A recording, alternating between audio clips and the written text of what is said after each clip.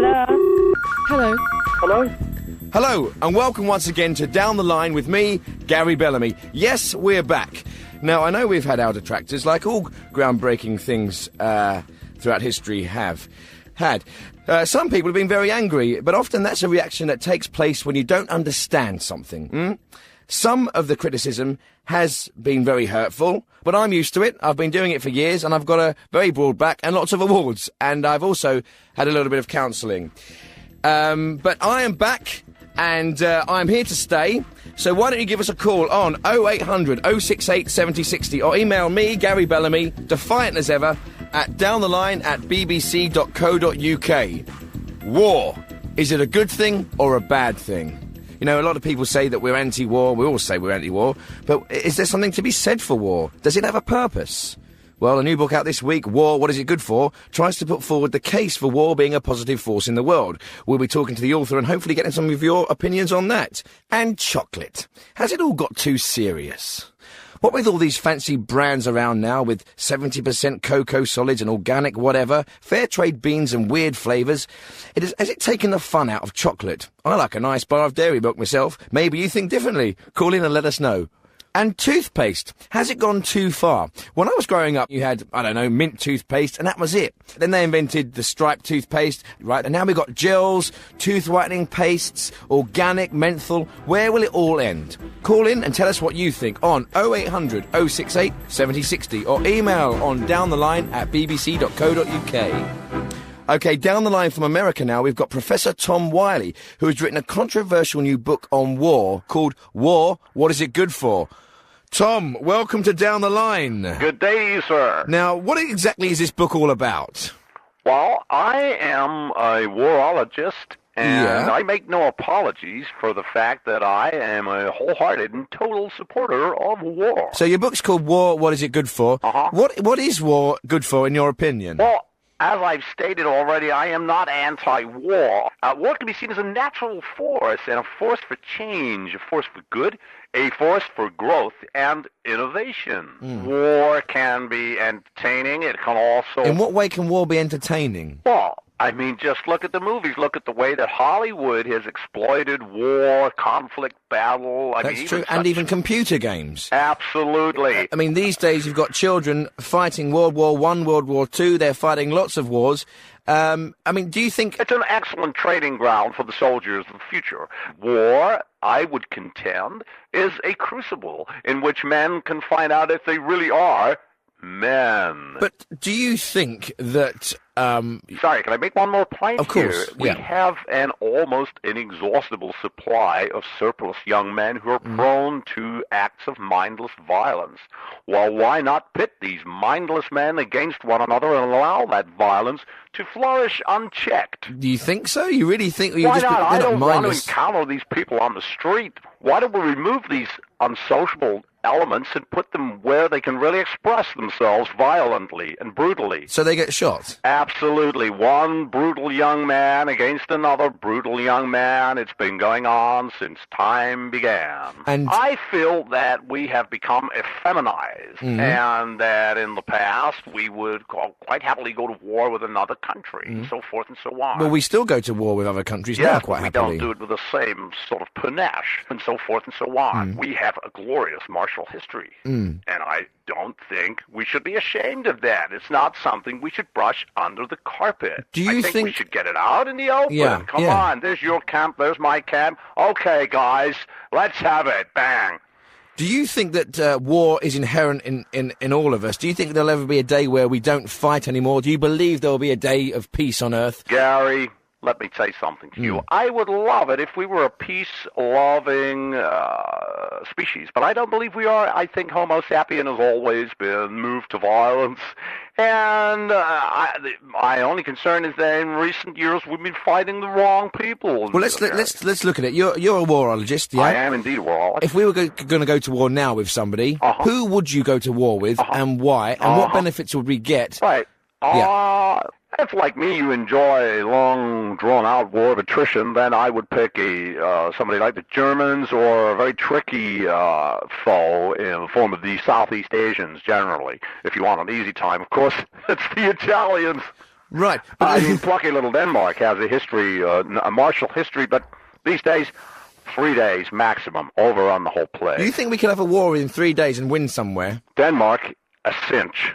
Who is the best country at war? Who are the most fierce? Well, one of the most feared would have to be the Japanese, but, you know, you drop the big one on them, they shut up pretty quick. Thank you very much, Tom Wiley, our guest. Good luck with your book there, and thanks for giving us your time. I don't know what time it is in America, but thanks anyway. And I'm sure we'll have a lot of calls on that topic. And in fact, we've got Jenny from Cheshire. Hello, Jenny. Hello. How are you? Hello, I'm fine, thank you. And what would you like to discuss?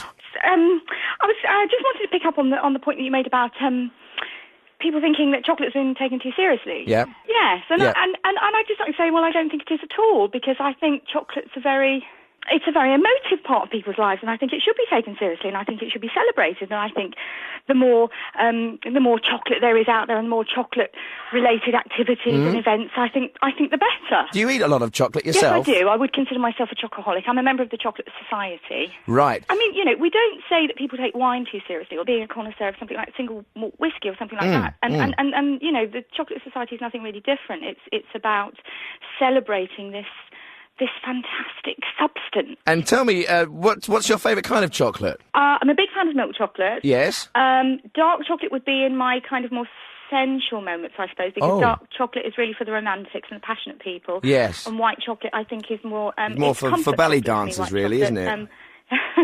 Yes. No, I can say, and you can get a layer of each in some chocolates, a sort of mixed... don't know what you call it, really, mixed race kind of chocolate. Mixed race chocolate, all packed together in perfect harmony. All absolutely, living side by side. Side by side. Yeah. So it's interesting because do you know that when you eat chocolate, it releases the same chemical in your brain that it releases when you're having sex? Yeah. Yes, I do. So I can imagine it can be quite saucy at times. Well, it can be a great tool sometimes. A tool? In the bedroom. In the bedroom? An aid, I think. But it depends what you do with it, I suppose. It can depend what you do with it, and one shouldn't limit oneself as to what one does with it, I'd say. Really? Oh, yeah, absolutely. Yeah, wow. In the privacy of your own home, I think you can use chocolate as well as you can. I suppose you can have a lot of fun with the curly whirly. Yes. No, I mean, please don't overinterpret what I'm saying, but you know, it could happen. Okay, well, do you know what? Thanks very much for your call. That was very, very, very interesting. I'm feeling quite hot under the collar. Okay. Thanks for your call. Okay, bye-bye. Bye. I've got Humphrey Milner on the phone from Siren Sister. Hello, Humphrey. Yes, hello there. Yeah. Yes. I wanted to ring in and talk to you about this business of who we should be at war with, or who. Yeah, who would you like to be bombed by, Humphrey? You know, historically, of course, the great enemy of the British has been our geographically closest neighbour, the French, obviously, across the Channel there. Way back from Norman times right through medieval period, when of course either the French kings were ruling England or we were ruling the French, the 100 Years' War, Battle of Agincourt, and all that sort of business. Right through, of course. The French have always traditionally been our enemies. So I think if we were to be bombed by someone now, I think it should be obviously the French, and I think that they would do it with a degree of sophistication and style and culture, and bring a certain sense of class to any future engagements between us and yeah, but come on, Humphrey, do you seriously think the French would have any chance in beating us? Well, I think their rugby team are pretty frightening. Well, that's a good point. So I suppose what I'm saying is, you know, if we were to be overrun and governed in a sense by the French than certainly by anyone from the Middle East. I think we have a lot more in common with them, and after a few years we'd probably sort of forget about it. Thanks very much for your call, Humphrey. My pleasure. We're talking about toothpaste, and we've got Samson on the phone. Hello, Samson. Oh, hello, Gary. Hello. Yes, it's a marvelous discussion you are having here about the toothpaste. Because there's so many flavors. You can get the ones with the stripe in it, and they have it in the tube. Sometimes they have it in the squeeze tumbler, in the upright thing you can squeeze it out. I've seen them. And you go into the supermarket, and there's so much choice and selection, and you are in a confusing state. You're wondering, shall I go for this? Shall I go for that? What shall I do? Isn't it? Yeah, it's like that. You're in a dilemma. It is. And what does that remind you of? It reminds you of the issue of whether or not Jesus Christ, the Lord Savior, can come into your life Yeah, I don't understand what that's got to do with toothpaste. You are thinking I think about- you're looking for reasons to talk about God. No. Well, you are. Gary, We could be please. talking about any subject, like garden furniture or fridges, and you'd turn it round to talk about Christianity. Gary, please. The decision you have to make, whether I have this toothpaste or the other, is the same decision you have to make, whether you want the Lord to come and take you, or You whether or cannot not you are compare rejecting him. choosing God to choosing Mentadent P. I can hear it now. You are the son of Beelzebub. No, Beelzebub is listen, telling you, come with me into the. Let me ask you a question. Into the fire of Hey, one damnation, second. isn't it? You would Samson, rather 1 second. If Jesus Christ comes back, second coming and all that, let me ask you a question. What toothpaste would he choose? What? What toothpaste would Jesus Christ choose when he returns, if he returns, for his second coming? What are you talking about? Don't be cheeky. Jesus Christ, the Lord Savior, is a miracle worker. His teeth are glistening forever. He is a savior of all mankind. And teeth. Thanks He very can much for your do call. whatever. Please don't. Okay, I've got don't Wendy take from it wrong. Frinton-on-Sea. Hello, Wendy. Hello, Gary! Hello. Hello!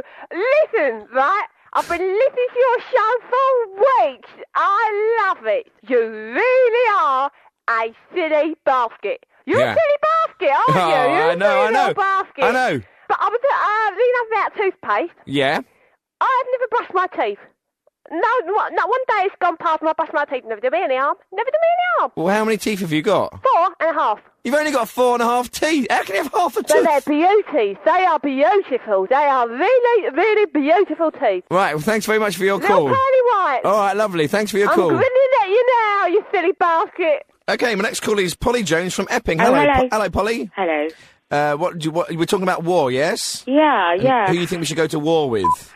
Well, I mean, I'm not totally political or anything like that, but I just think that there's not a lot of support for the Iraq war because there's not really an awful lot we're going to get from it. There's not a lot we're going to get from it. Yeah, I mean, there's not really a lot we're going to get from invading Iraq, is there? What about removing a dictator, which we've done, and getting some oil? I know, but I think people are really. I think society is based on a much more what's in it for me kind of thing, and I honestly think there'd be a bit more support if you invaded somewhere. It always nearer. interests me when someone rings up and says, "I'm not very political," but then they make a political I just statement. think there's nothing sort of culturally or socially or economically about Iraq that we would want as a country. So Where would you like to invade instead? Then where would you think? I mean, look, just for example, like if we went to Italy or something, Yeah. there's an awful lot that we could take from that country. Yeah, and of course it'd be quite easy, wouldn't it? There's painting from the old masters, there's fine treasures, there's an awful lot of cultural stuff we could amass. But in Iraq, what are we going to bring back? Nothing. It's just a pile we're of not old going. sand. Yeah, sad. Well, we don't go to war just to bring things back, do No, we? I know. But I'm just saying. It was just a question you said. If you asked quite a lot of those people that marched against the war in Iraq, I wonder if a lot of them would say, well, because actually, what's the point? Well, so where would you? Well, if we invaded France, we get the Mona Lisa. What if we invaded Iraq, right, and we claimed it, so it was then our country, like we used to do in the days of the Empire. Honestly, I think unless Ryanair went there wouldn't be much point. Okay, got Major Brian Orr on the phone from Buckinghamshire. Hello, Major. Hello there. Hi, what's your question? Well, it's not so much a question, really. It was just to ring up about war, really. And Right. I'm just saying I'm all for it. I was in the army for 37 years, and I thoroughly enjoyed every day. And so did my men, those immediately below me. I can't speak for everyone in the army, of course. Things, war's changed now. It's not as fun as it was. It's become Well, blurred. what's fun about war? Well, the uniforms, the respect of the men, valour, combat, all those things. I don't have to justify war to you. Have you fought in any wars at all? Of course I have. Which one? The Falklands. The Falklands War? Yes. Well, I'd say I actually fought. I didn't see action. I was in charge of clearing the seaweed. We've got Nelson Thomas. Hello. Hello. Nelson? Yes, hello. You're asking this question, aren't you? Who should we be at war with? Yes. I find it absolutely outrageous that you could ask such a question. Why? Well, it's who should we be at war with? Who should we be at war with? This is Radio 4. The phrase should be, with whom should we be at war? Not who should we be at war with. Is that it? That's it. Thank you very much. Okay, I've got Fiona now. Hello, Fiona. You're down the line. Hello. Hello there. Hello, I was just ringing in because, the thing about toothpaste and everything, it Yeah. just made me think about how it'd be funny to write a poem about it. Okay. So, here we go. When you go down the town today, you are faced with a wide array. Rows and rows of pastes and cream designed to make your pearlies gleam. Fluoride bleaching, oral protection, fresher breath or plaque detection. Cavity preventative, toothpaste for the sensitive. Mouthwash and tongue scraper, breath spray, what a caper. Floss or mate and I'll carry on. Yeah. Floss or tape and minty sticks, they used to make the paste from bricks. According to the internet, a fact you might want to forget is that the Romans used a paste and it was human urine based. I think we have come quite a way since the brick or urine day. But save us, please, from all the dross. We just want one paste and some floss. That's unbelievable. Do you know what's so good about that is you rhyme some very, very complicated words. I can't remember exactly what they were now, but they had "ivs" on the end of them. And I also find it very fascinating to find out that urine was actually used as a toothpaste. Well, it was based on human urine. I think they kept it for quite a while in a pot because I was looking it up. Well, listen, thanks very much for your call. Okay, bye. Thank you. Bye. Great radio there. Kind of reminiscent of Home Truths. And I'm sure the late, great John Peel will be looking down with a wry smile on his face. Wasn't he great, Peely, eh? A radio colossus. Though I have to say, a lot of the music he played was absolute crap. Total codswallop. This is Down the Line. I'm Gary Bellamy. We're live on Radio 4. Give us a ring. 0800 068 7060. Or you can email us on the email, which is downtheline@bbc.co.uk. How you doing, alright? I'm fine, thanks. Who's this? Morris. Hello, Morris. Where are you from? Morris from London. I thought I'd talk to you about the Second World War. Okay. That was one whole big conflict, man. It was. There's all kinds of weapons involved in it. People died. Yeah. Got Gordon Rust on the phone now from Bank. Not Bank as such. No. I was near Bank. Just off Bank. Bank in London. Oh yeah, no, it's Bank in London, but not the actual. I mean, I say Banks. Not many people know the place. It's it's a small. It's quite close to Bank. Right. Oh, it's just on my mind's gone blank. That's Sorry, all right. That doesn't matter. What are you ringing about? What country? Who would you rather have a war with? You know, that's right. Yeah. I mean, I've this is a very personal view, but I mean, the country I would. Well, it's not actually a country as such. It's, right. But you know those that bloke. Oh, what's it? They made a film about it. It was the one where he's stuck on the island and he's trying to. Escape from Alcatraz. No, not that one. The other one. Shawshank Redemption. It's like Shawshank Redemption, but not that one. It had the bloke who died. He had to take the. What country are you talking about? It's very hot. France, Japan. No. Middle East. No, there was Africa. a war in there. There was a musical written about it on the West End. You know that girl. Oh, marvellous voice. Who would you like to have a war with? Oh, well, that's what I'm coming to. Right. I can't stand that. They're not actually. I wouldn't say they've actually got their own country, but they're a people more than So, you mean like what? Like the Kurds? No, not the Kurds. No, not the Kurds, but like the Kurds. You know, all the. Okay. It's on the tip of my tongue. It's the one with the. Oh dear Lord. Well, what do they look like? Well, you know that film. Come on. The one with that the lusty month of May. Just think of the name of the country. I know the name of the country. It's just slipped my tongue. That's what I was phoning up about. My mind's gone completely blank. Well, listen, on that one. why don't you get your mind sorted out and give us a ring back when you've remembered, yeah? Yeah? Thanks for your call. Belgium. OK, we're now going to go to our caller. On the line, we've got Matt Hopkirk from Stevenage. Hello, Matt. Is that you? Are you there? Hello.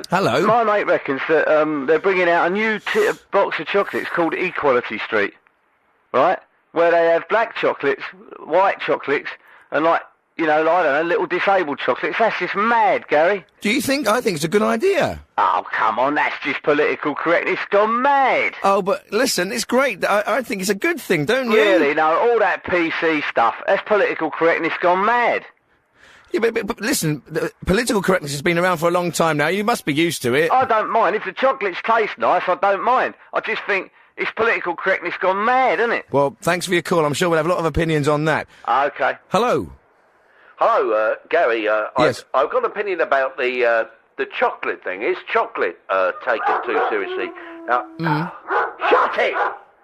Sorry? I'm sorry, my dog's barking. Shut it! Will you shut it? Okay. Chocolate. Shut it! Chocolate. Sorry, soda chocolate, yes. Yeah. I think... will you shut it? I'm sorry, Gary, the dog. We shut it! Anyway... yes, what's your point about chocolate? Yeah. I think the serious point about chocolate... Yeah. Shut it! Jesus. Shut it! Right, Now, the chocolate issue, people Yes. take it back. Shut it! Will you shut it? Thank you for your call. Shut it! All right, thank you. Shut it! Okay, my next caller is Rebecca Frost. That's right. I'm ringing up about toothpaste. I was listening to the lady reading the beautiful poem. Oh, yeah, it was sweet, wasn't it? And I mouthwash with urine myself. Right. It's got a lot of ammonia. It's very good for whitening the teeth. It's very good for oral hygiene, Is it? for plaque and bacteria. It can't be much fun for your friends and family. They drink their own. They make their own. They drink their own. You got to drink your own. You can't drink anybody else's. Do you drink it or just gargle it and spit it out? Well, I do this. One moment. I just got a fresh batch.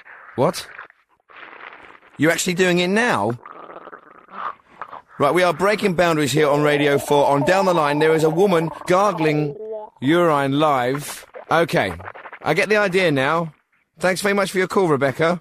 This must be a first for Radio 4. I can't even imagine even the most out-there pirate radio stations, not even Howard Stern, have ever done anything quite like that before. Although, come to think of it, that's the kind of thing they do on Woman's Hour every week these days. Okay, I've got some emails here. I've got one from Jim Legg in Berwick-upon-Tweed, who says his favourite war was the Cod War. And if he were to go to war with anyone, it might as well be with the cod. Good point there, Jim. In fact, I don't think any cod got killed either. Also, an email here from Jessica Minton, who says that she thinks that Jesus must have used the toothpaste that gives you the ring of confidence. Something to do with halos there, I think. Matt, have we got any better emails? No. All right, let's go back to the phones. Okay. Next call is David Healy from Ennington. What were you calling about? I'm calling about this business about who we should rather be bombed by.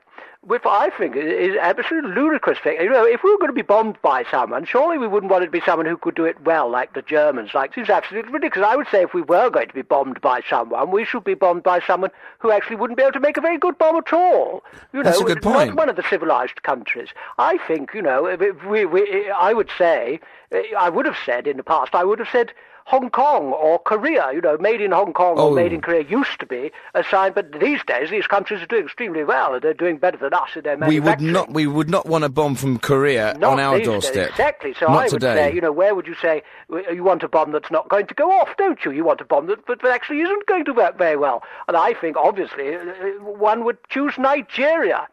Right. I mean, one wouldn't buy a television that said "Made in Nigeria" on it, would it? One wouldn't buy a Nigerian car. I'm sure they're perfectly good people. I'm not saying anything against the Nigerians, but their manufacturing base is really nothing to be applauded, I don't think. No. So I would say if we were going to be bombed, let it be the Nigerians, because I don't think any of the bombs would go off. Thanks very much for your call. Thank you, my pleasure. Thank you, David. Okay. Hold on, I'm just hold on. Carry on. Hello, I've got Louis on the line. Hello, Louis. Yes, hi. Hi. Yes, I wanted to talk about toothpaste. Okay. And it's an amazing thing about the human brain. Because you've got 9/11 and global warming and major things. Yeah, major. And despite all the major events of the world, I remember seeing the first advert for toothpaste with stripes, I think in the 60s. And the brain can sort of be niggled away, you know, is there anything in these stripes? So I thought I'd do a controlled experiment. Oh, good. So here I've got, if I can be your eyes, I'm just squeezing out some family toothpaste. Okay. On a saucer. Right. What I'm doing now, it's white with blue stripes. Okay. Now I'm going to, first of all, taste the white bit. Okay. Hold on. What's it taste like? Minty? Well, it'd be mint. Now the blue. Hold on. Tasted it yet? And? Tastes very similar. Very similar. Now, what I'm going to do now is stir it round. Okay, so you make a kind of a pale blue paste. Well, that's what you'd think. but I've not done this before on purpose, just so that you know that I'm as surprised as you are. Okay. If anything should happen that we're not expecting. Spontaneous. Hold on. Yes, you're right. It's about it's a blue paste. Brilliant. But, just because it tastes not much different, you don't know about the function of the blue stripe, because apparently the blue stripe is for kind of fresh breath normally, and the white paste is for the actual teeth. It's just one of these marketing ploys. And the other thing is... Yeah? I mean, I could try and take this tube apart and see how the stripes get there. Well, I tell you what, that is a good idea. Why don't you do that and ring us back? Yes. And tell us what the stripes do look like inside. Do I get a refund for the toothpaste? No. Just ring us back in a couple of minutes, all right? Okay. Okay, my next call is Nicole from Billericay. Hello, Nicole. Hello, Gary. Hi. Toothpaste, we've got white in this, tartar that, 24-hour protection, plaque attack, plaque that, freshens breath, fights decay. They'll be selling a toothpaste that cures AIDS next. I don't think so. Although it would be good. Thanks very much for your call. Okay, we've got Tom Skinner on the phone now from Hunstanton. Hello, Tom. Hello. You're through to down the line. Hello. Hello. Right, I tell you, the people we should be at war at... Yes? Right, I tell you the people who we should be at war at, it's the council, see? Now, we lived in this village since 9999. No, Since there's when? always been... 9999. No, there's always been a post office here, wasn't there? Since 1904. Now, nobody said Okay. nothing, nobody done nothing, nobody hit nobody over the head with a spade, nobody nothing in there. No. In 2003 to 4 to 5, the council What? come Sorry, along. what? Where? The council, they come along, and they put 2 and 2 together, and they made 999. Well, they pushed over the post office, didn't they? No, it's just a rubbly old nunk. A And rubbly old what? we gotta go, let me finish, please. We gotta go 5 to 10 to 14, 999, just to get a stamp. So that's who we should be at war with, it's the council. Thanks very much. Right, my next call is from a pancreatic surgeon who wants to talk to us about toothpaste. Hello, Mr. Fenwater. Now, say what you like about this country. I can very easily go a week without love, but I wouldn't want to go a week without toothpaste. Right. So, in an emergency, one can use salt, twigs, gravel, or fine sharp sand. Okay. Thank you very much. Thank you very much. Okay, I've got Louis on the line. Hello, Louis. Yes, if you remember a few minutes ago, I was doing the toothpaste experiment. Yep. And I've managed to cut the bottom off and Brilliant. slice it up the side. Yep. To get a look at how the stripes are... Got to be quick, we're running out of time. Hold on. Yes, it looks like... Sorry, we're going to run out of time. Thanks very much for your call. Thanks for down the line. We'll be back next week for another edition. See you soon. Oh.